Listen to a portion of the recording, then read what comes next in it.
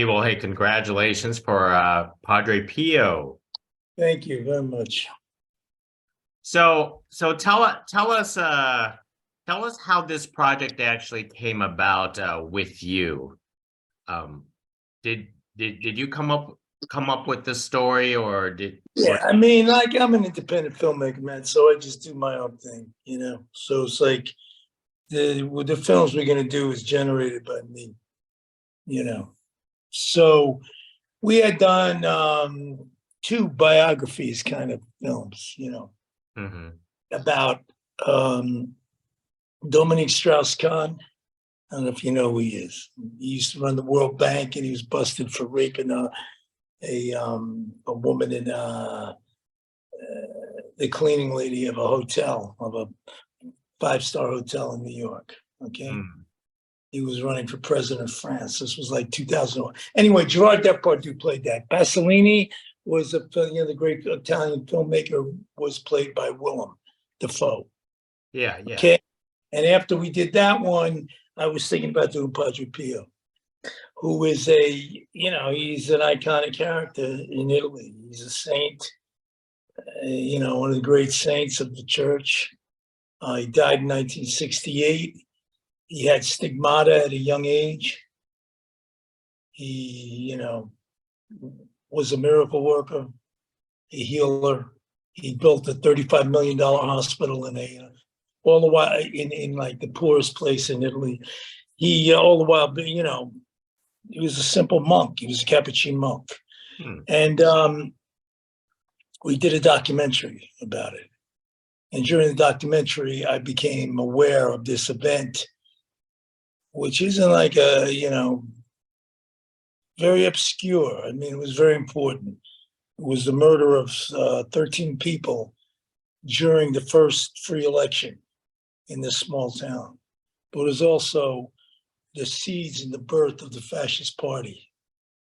And this happened at the same time he had his first stigmata. So how did you, when you were writing the story for Padre Pio, how did you want to portray him?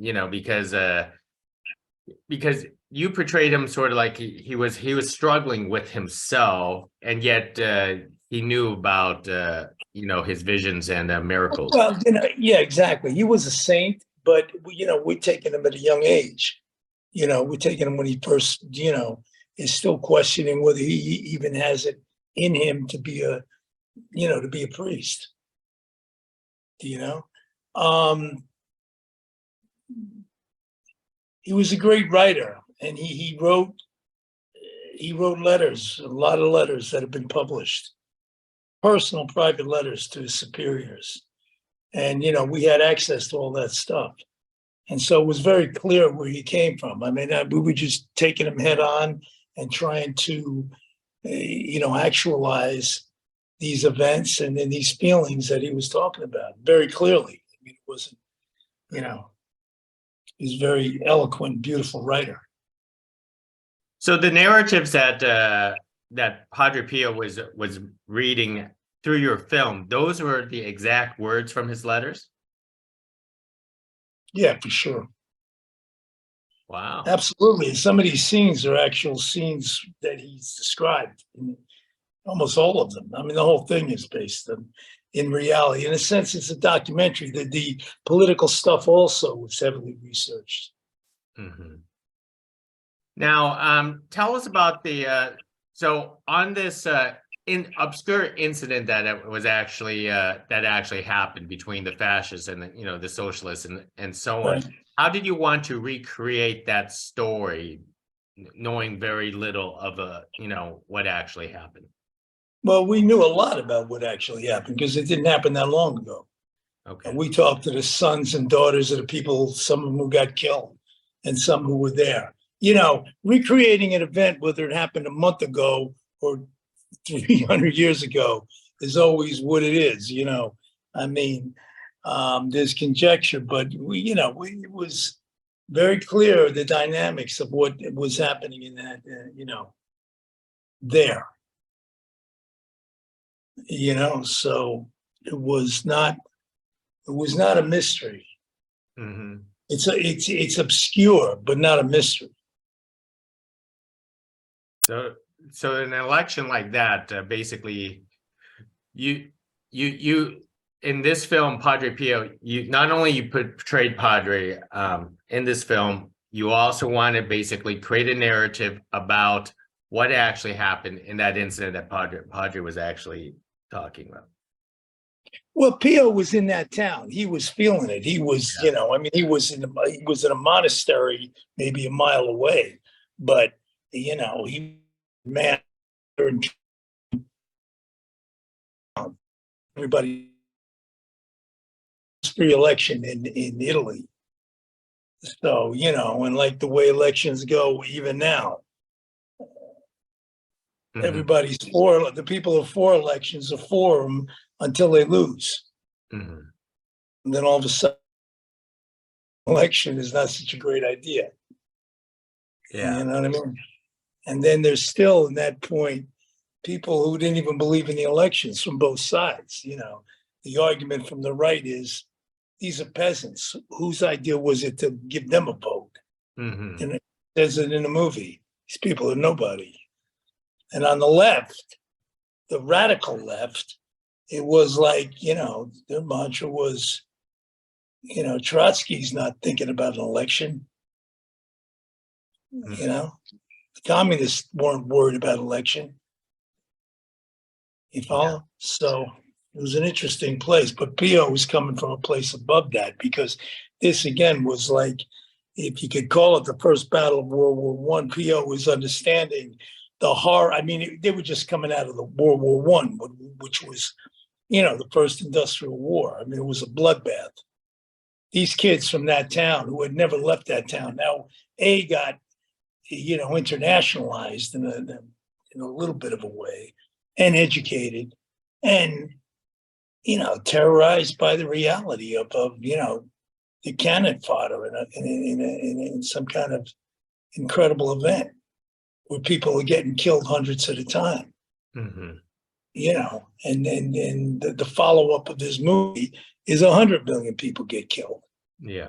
I mean, how many people got killed in World War II? So if this is the first battle of war, this is the beginning of fascism, and the beginning of World War II, or the continuation of World War One, which became World War II. So you believe all of these events have shaped Padre Pio? How could they not? I mean, he's living for the people. He's not living in isolation. Mm. You know what I mean? He's not on top of a mountain. His gig, his service is to serve the people, to hear the confessions, to give the communion, to be a guide. He's right in there. Absolutely. Tell us about the city in Italy that you chose to film film this for this production. Well, it happened in San Giovanni Rotondo, which is it's Puglia. It's like in the north side of Puglia. It's like on like the Achilles heel of the boot of Italy. So it's all the way on the east. It's a poor, the poorest part at that time was very poor, but it's beautiful. It's on a hill overlooking the Adriatic, sea. I mean, the olive trees, the food is awesome. It's quite an impressive place to be. So it happened in San Giovanni Rotondo. We just moved it because San Giovanni Rotondo now is like a kind of a place where the pilgrims come for Pio. So this was a town very close that was similar to the way San Giovanni Rotondo was 100 years ago. It's called Monte Sant'Angelo. Yeah. So it was pretty easy to adapt to the similar town and also to post World War One for yourself. I mean, that part of Italy 100 years ago is not long ago. It's a lot closer than if we were shooting in Chicago or something. That is true. That is true. Now, a lot of people, it's funny. It's because when I've watched your film not knowing anything, and then I instantaneously recognize Shia in this film. Could you talk about bringing him onto this project and how he transformed into Padre Pio? I met him on a Zoom call, like the way we're talking. I was looking for a young guy. Everybody knows his rep, as an actor, So he had just had a spiritual conversion and just become Catholic. He was going through a lot of the same thing that Pio was going through, temptation, questioning, his role in the world. He he knew who I was. He wanted to work with me. He went to a monastery right outside of LA and stayed there, and figured it out. He figured out how to do mass in Latin, how to serve communion. He's that kind of guy. So when he delved into his research that deeply, was it because of him or your insistence that he become into that role? It's because of him, man. Because of him, and because his feeling towards me and his, passion for Pio. Like I said, he's a believer, and you can't play this role unless you believe in, you believe in God, you love God. That's his line, and it's mine too. He was looking for his spiritual path, and he was on it. But this was like, was exactly what, it was a miracle, it's one of those events. It's part of the Padre Pio thing. Miracles happen around the guy, and this was one of them. That is true. Well, Abel, let me start wrapping things up for yourself, because you make a lot of fascinating independent films over the years and over your career. So what is up next with you? Are you going to continue through this trajectory of of these narrative films that make us think? I hope so. Make me think. We got a few things to work, and each film kind of leads to the next one. So, you're gonna get more of the same. Well, it is wonderful speaking with you. I adore your career and Thank you so much, man. I appreciate it. So appreciate it. Thank you very much. Be good, bro. Thanks.